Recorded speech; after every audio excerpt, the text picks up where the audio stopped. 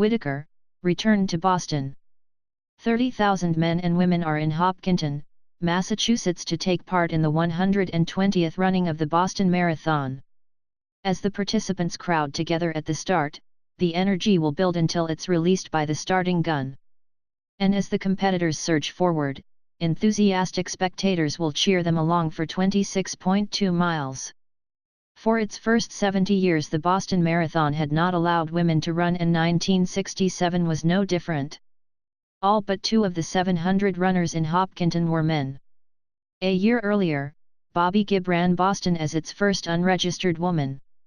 Her 2-year training regimen included participating in Woodstock, Vermont's 100-mile equestrian race as its first and only runner.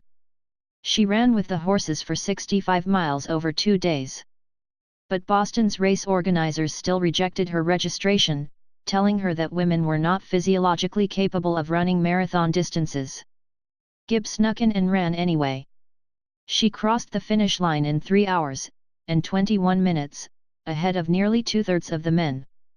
When Gibb returned in '67, another lady was in the crowd.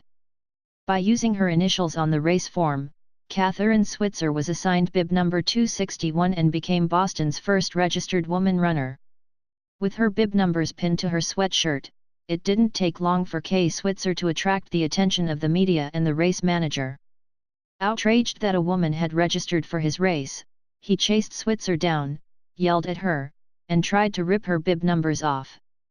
Iconic photographs of the confrontation became front-page news around the world.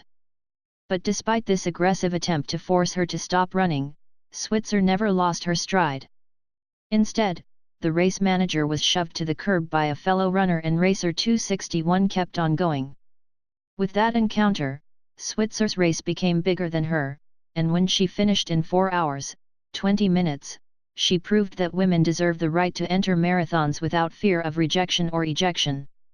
Today, Switzer returns to run Boston, and Gibb will be there, too, as a Grand Marshal. Thanks to these pioneers, Switzer will be joined by nearly 14,000 other women marathoners. And once again, at the age of 70, this fearless marathoner will be wearing bib number 261.